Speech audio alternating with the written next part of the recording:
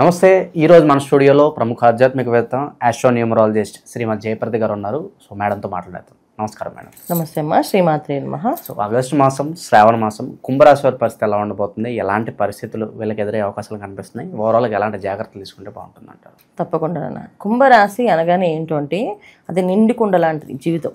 ఆ కుండలో నీళ్ళు ఉన్నాయో లేదా నీళ్ళు లేకపోయినా అది తెలియదు మనకి. కుండలా నిండు కనిపిస్తుంది. సో ఈ రాశి వాళ్ళకి ఎప్పుడు కూడా ఏదో ఒక గ్రహం వచ్చి వీళ్ళకి కాపాడేస్తుంటుంది. అందుకే అంటే చాలా వరకు ఈ కుంభరాశి వాళ్ళు 99% బాగానే ఉంటారు. ఏదో 1-2% తప్ప అయితే 99% బాగానే ఉంటారు. ఏ కష్టం వచ్చినా తట్టుకునే కెపాసిటీ ఉంటుంది వీళ్ళకి. దాన్ని ఎలా ఒకలాగా ఏదో పరిహారం చేసేసుకుందాం అనుకుంటారు, చేసుకుంటూ వెళ్తారు. ఎక్కువ ఏంటంటే ఆత్మస్థైర్యం ఎక్కువ ఉన్నవాళ్ళు వీళ్ళు చెప్పాలంటే. ఈ ఆత్మస్థైర్యం ఉన్న వాళ్ళు ఏంటంటే ఏ పనైనా జరిగిపోతుంది వీళ్ళకి. కానీ వీళ్ళకు ఉండే మెయిన్ ఏంటంటే ఈ మాసంలో జాతకరీత్యా వీళ్ళకు ఉండే దోషాలు ఏంటంటే రాహు కుంభరాశి ఉండడం, శని వక్రించి మళ్ళీ రాహుని చూస్తున్నట్టు. అంటే ఇక శని రాహులు ఇక్కడ మళ్ళీ వీళ్ళకి అష్టమ స్థానం, సప్తమ స్థానం ఈ రెండు కొన కుజుడు కేతువు ఈ కాంబినేషన్ కాస్త వీళ్ళని ఇబ్బంది పెడుతుంది. ఎటువంటి ఇబ్బంది పెడుతుంది అంటే మానసికంగా, శారీరకంగా. మానసికంగా ఎటువంటి కష్టాలు ఉంటాయంటే ఆ పని అవుతుంది ఖచ్చితంగా, కానీ అయ్యే వరకు టెన్షన్ పడుతుంది అనమాట. మామూలుగా అయితే జనరల్గా టెన్షన్ తీసుకోరు, కానీ ఇప్పుడు ఈ రోజుల్లో వీళ్ళకి ఈ మాసం అంతా ఏంటంటే టెన్షన్ కొంచెం ఎక్కువగా పెట్టిస్తుంది. టెన్షన్ వచ్చిన తర్వాత ఆ టెన్షన్ పడి దేవుడాని గట్టిగా పట్టుకుంటే ఆ పని అవుతుంది. ఇది ఈ కుంభరాశి వాళ్ళకి ఈ మాసంలో ఉండే. ఎందుకంటే వీళ్ళకి పంచమ స్థానంలో శుభగ్రహాలైన గురువు, శుక్రుడు కలిసి ఉన్నారు. ఎప్పుడైతే గురుబలం ఉంటుందో ఖచ్చితంగా లాక్కుని వెళ్తారు. అయితే శనేశ్వరుడు వక్రించి ఉండడం వల్ల కాస్తంత ఇబ్బంది అనేది వీళ్ళకి కొంచెం ఉంటుంది. ఇప్పుడు ఏళ్ళనాటి శని ప్రభావం వేరు, శని వక్రించడం వేరు. అది కౌంటే అవ్వదు అనుకున్నా అక్కడ రాహు ఉన్నాడు కనుక శని వక్రించినప్పుడు రాహు ఆ ఫలితాలు ఇస్తాడు. ఇప్పుడు మామూలుగా అయితే రాహు ఏంటంటే బద్ధకాన్ని ఇస్తాడు, ఇంక ఇంతకుమించి ఏమడు. కానీ వీళ్ళకి రెండు రకాలైన ఇబ్బందులు. రెండోది ఏంటంటే ద్వితీయ స్థానం వీళ్ళకి నేత్రస్థానం, ధనస్థానం అంటాం. సో డబ్బులు చాలా టైట్ అవుతాయి. వస్తాయి అని చెప్పి కనిపిస్తుంది. ఇప్పుడు బ్యాంక్ లోన్ శాంక్షన్ అవుతుంది కానీ ఆ టైంకి రాదు. అది అయినట్టు వీళ్ళకి మెసేజ్ వస్తుంది కానీ అకౌంట్లో పడవ డబ్బులు. ఇలాంటి టెన్షన్స్ ఎక్కువగా ఉంటాయి వీళ్ళకి. అలాగే ఉద్యోగం, ప్రమోషన్ లెటర్ వస్తుంది కానీ ఎప్పుడు ఆర్డరింగ్ చేస్తారు అంటే ఎప్పుడు అసైన్మెంట్ చేస్తారో తెలియదు. ఇలాగా ట్రేడింగ్ బిజినెస్ వస్తుంది అని అనిపిస్తుంది, అంతటా చేసి పెడతారు. దాన్ని మళ్ళీ చేతి వరకు కనిపిస్తుండే వీళ్ళ కళ్ళ ముందు కష్టపడి, కానీ వస్తుంది. ఫైనల్గా ఏంటంటే ఖచ్చితంగా వస్తాయి. ఎందుకంటే వీళ్ళకి అష్టమ స్థానంలో కుజుడు ఉండడం వల్ల ఏంటంటే కొంచెం ఏ విధమైన బలమైనా ఉపయోగించి, తెలివైనా ఉపయోగించి, లేకపోతే వాళ్ళకున్న పలుకుబడిన ఉపయోగించుకొని తెచ్చుకుంటారు.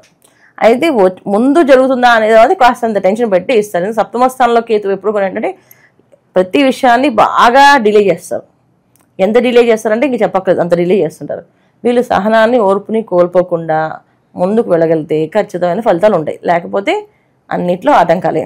ఇక రవి బుధులు చూసుకున్నప్పటికీ రాజకీయ నాయకులుగా రంగంలో ఉన్న వాళ్ళకి బాగా ఉపయోగపడుతుంది ఈ కుంభరాశి వాళ్ళకి ఈ మాసంలో. అంటే వీళ్ళకి ఏదైనా పదవులు కావాలన్నా, దాంట్లో ఏదైనా పోస్ట్ కోసం వీళ్ళు మాట్లాడదామని పెద్దవాళ్ళతో మాట్లాడాలనుకున్నా అది చాలా చక్కగా అవుతుంది. రవి బుధ ఇద్దరు అనుకూలిస్తున్నారు కనుక తెలివి చాలా బాగా ఉపయోగపడుతుంది. ఏ విషయం ఆలోచించినా ఆ ఆలోచనని వీళ్ళు ఆచరణలో పెడితే పని అవుతుంది. ఇంతకుముందు ఆలోచిస్తారు, ఆచరణ కరెక్ట్గా అవ్వదు. కానీ వీళ్ళకి రవి బుధులు ఇద్దరు కూడా అనుకూలిస్తున్నారు కనుక తెలివిని, ఆచరణ రెండు కలిపి చేస్తే బ్రహ్మాండంగా పనిచేస్తుంది. ఈ విధంగా వీళ్ళు చేసుకుంటూ ముందుకెళ్తే కుంభరాశి వాళ్ళకి తిరుగు లేకుండా బాగుంది. సో వీళ్ళకి బాగాలేదు అనే విషయంలో ఏవైతే ఆలోచించాలంటే కుటుంబ విషయంలో కాస్తంత చిన్న కలతలు, కాస్తంత ఇబ్బందులు, మనస్పర్ధలు కాస్త కనిపిస్తున్నాయి. అది కూడా పెద్దగా కాదు, కొంచెం కనిపిస్తున్నాయి. అలాగే ధన విషయంలో కొంత ఇబ్బంది పడుతుంది. వ్యాపార విషయంలో వ్యాపారాల్లో ఎక్స్పాండ్ చేయాలనుకున్న వాళ్ళు చక్కగా చేసుకోవచ్చు. చాలా బ్రహ్మాండంగా. గోచార పరంగా చెప్పాలంటే వ్యాపారాలు ఇప్పుడు మన గోచారీత్యా వ్యాపారాలు అయితే ఏం అనుకూలంగా ఉండవు. ఎందుకంటే కుజుడు కానీ, శనేశ్వరుడు కానీ, రాహువు కానీ, ఇక్కడ కేతువు వీళ్ళందరూ కూడా ధనస్థానాలు అగ్నితత్వ రాశుల్లో, జలతత్వ రాశుల్లో పడ్డారు. అప్పుడు ఏమవుద్దంటే ఏది కొన ఒక పక్వానికి రాదు. ఏ విషయం తేలదు. సో ఒక వ్యాపారం చేద్దామంటే దానికి తగ్గట్టు మనకి సౌకర్యంగా డబ్బులు రాకపోవచ్చు, లేదా స్థలం దొరకపోవచ్చు, పార్ట్నర్స్ దొరకపోవచ్చు. ఇలా ఏదో ఒక ఇబ్బంది పడుతుంటారు. సో పర్సనల్ జాతకాన్ని చూసుకోవాలి. కుంభరాశి వాళ్ళు ఎవరైతే జాతకం వాళ్ళ పర్సనల్గా ఉందో ఏ దశ నడుస్తుంది, ఆ దశ గోచారానికి ఏమైనా ఎఫెక్ట్ ఉందా. సో గోచారీత్యా జరిగే ప్రభావం ప్లస్ వాళ్ళ జాతకంలో జరిగే ప్రభావాలు ఒకేలా ఉంటే వ్యాపారం చేయకుండా ఉండడం ఉత్తమం. లేదు వాళ్ళ జాతకంలో బ్రహ్మాండంగా ఉంది అంటే గోచారీత్యా ఎలా ఉన్నా ఇది కాస్త 50% తీసుకుంటాం కనుక మొత్తం తీసుకోం. సో వాళ్ళ జాతకంలో బాగుంది అంటే వ్యాపారం చేసుకోవచ్చు. ఏ వ్యాపారమైనా చేయగలుగుతారు. ఎందుకంటే క్యాపబిలిటీ వీళ్ళకి ఎలా అంటే కింద పడిన మాదే పైచే అనుకునే తత్వం. అంటే ఓడిపోయినా మేము గెలుస్తాము, ఇవాళ ఓడిపోతే మాకు తెలిసింది ఎలా ఆడాలో, నెక్స్ట్ టైం మేము మళ్ళీ బ్రహ్మాండంగా ఆడతాం అనుకుంటే తప్ప నిరుత్సాహపడిపోవడం, మా వల్ల కాదు అనుకోవడం, వెనతిరిగి వెళ్ళిపోవడం అనే లక్షణమే వీళ్ళకి ఉండదు. ఖచ్చితంగా వీళ్ళు ముందుకు వెళ్తుంటారు. అయితే వ్యాపారాల విషయం వచ్చినప్పటికీ పెట్టుబడితో సంబంధించింది కనుక కాస్త ఆచితూచి వేయడం మంచి విషయం. ఎందుకంటే ధనం అనేది నిలబడదు చేతిలో. ఇప్పుడు ధనస్థానంలో శనేశ్వరుడు వక్రించి ఉన్నాడు, వీళ్ళు రాశిలో రాహు ఉన్నాడు. దానివల్ల ఏంటంటే ఏదో ఒక మాయ ఇది అయిపోతుంది అని అనుకోవడం తప్ప అది అక్కడ జరగదు. అయిపోతుంది అని అనుకోవడమే కానీ అవ్వదు. ఇది అన్నిటికంటే ముఖ్యంగా ఏంటంటే వివాహ విషయంలో వివాహాలు చేసుకునే వాళ్ళు కాస్త జాగ్రత్తగా 1-10 ఆలోచించి చేసుకోవాలి. ఎందుకంటే వివాహం విషయంలో కాస్తంత ఇబ్బంది పడే అవకాశం ఉంది, కాస్తంత నష్టపోయే అవకాశం ఉంది. సో వివాహ ప్రయత్నాల్లో ఉన్నవాళ్ళు, వివాహం చేద్దాం అనుకునే వాళ్ళు కొంచెం ఆలోచించి చేయండి అంతే. నిరుద్యోగులు ఏదన్నా శుభవార్త ఎక్స్పెక్ట్ చేయొచ్చు అంటారు ఈ మాసం? అదే చెప్పాను కదా మీకు, ప్రమోషన్ వచ్చినట్టుగా వస్తుంది, ఆగుతుంది. అలాగే అపాయింట్మెంట్ లెటర్ వస్తుంది, వీళ్ళకి జాబ్ ఎప్పుడు జాయిన్ అవ్వాలి చెప్పరు వాళ్ళు. సో మీ ఉద్యోగం కన్ఫర్మ్ చెప్తారు కానీ ఎప్పుడు జాయిన్ అవ్వాలి, పోస్టింగ్ ఏమి ఉండదు. అది పోస్టింగ్ ఎప్పుడు ఇస్తారు, ఎక్కడ ఇస్తారు, ఇంతకీ ఏ డేట్ని ఇస్తారు, ఏ డేట్లో జాయిన్ అవ్వాలి, ఇవన్నీ కూడా వీళ్ళకి కాస్తంత ఇబ్బంది పెట్టి వస్తాయి. సమాజంలో కొంత పేరు ఇంకా మాకంటూ కొంత గుర్తింపు రావాలనుకుంటారు కదా, వాళ్ళకి ఎలా ఉండబోతుంది? వాళ్ళకి ఈ మాసంలో బాగానే ఉంటుంది. ఇంతలో మీకు చెప్పాను, రవి బుధ ఇద్దరు అనుకూలంగా ఉన్నారు కనుక వాళ్ళ తెలివిని సామర్థ్యాన్ని రెండు ఉపయోగిస్తే పని అవుతుంది.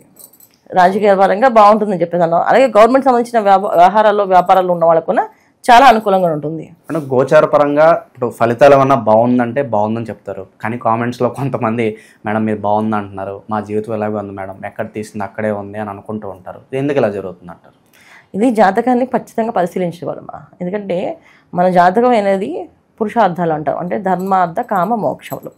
ధర్మం, అర్థం, కామం, మోక్షం. ఈ ధర్మార్థ కామ మోక్ష స్థానాల్లో ఏది పడిందో, ఒకవేళ రాశి పడినా ధర్మంలో పడితే వాళ్ళ జీవితం ఒక విధంగా ఉంటుంది, అది కామంలో పడితే అది ఒక రకంగా ఉంటుంది, అర్థంలో పడితే ఒక రకంగా ఉంటుంది, మోక్షంలో పడితే ఒక రకంగా ఉంటుంది.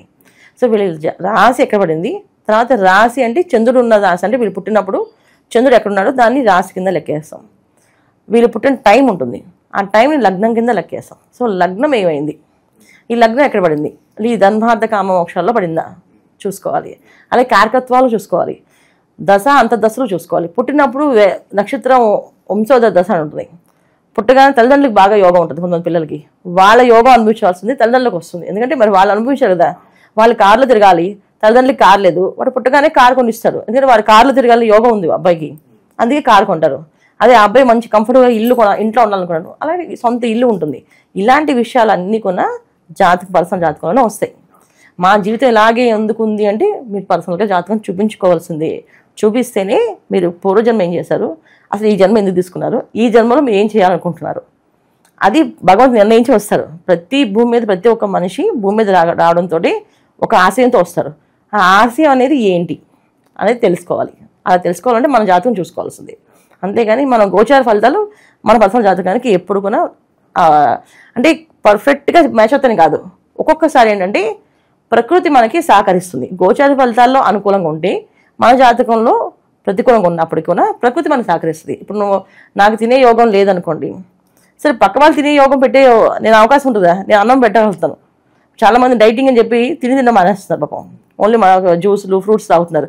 వాళ్ళు తినే యోగం ఉంది వాళ్ళకి, శుభ్రంగా తెలుసుకునే వాళ్ళు ఆయన ఎందుకు డైటింగ్ చేస్తారు, అది వాళ్ళ జాతకంలో ఉండే అర్థం. అంటే వాళ్ళ జాతకంలో కర్మ అనుభవించాలి.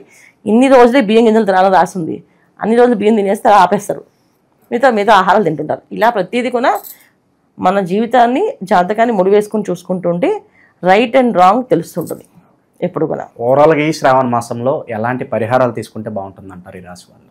వీళ్ళు ఎక్కువ సుబ్రహ్మణ్య స్వామి ఆరాధన, ప్రతి మంగళవారం సుబ్రహ్మణ్య స్వామి ఆరాధన చేయడం, సుబ్రహ్మణ్య స్వామి గుడికి వెళ్ళడం, ప్రదక్షిణాలు చేయడం, అక్కడ సుబ్రహ్మణ్య స్వామికి పాలాభిషేకం చేయించుకోవడం, ముద్ద కర్పూరాన్ని దానంగా ఇవ్వడం.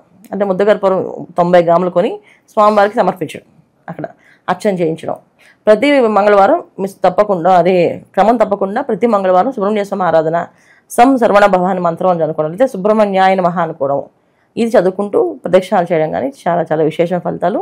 వీళ్ళకి ముఖ్యంగా ఏంటంటే ఏ పని చేయాలన్నా కాస్త ఆటంకాలు ఉంటాయి కనుక పొద్దున్నే లేవగానే కాస్త గణపతి స్మరించుకొని ప్రారంభం చేస్తే అన్ని పనులు అవుతాయి.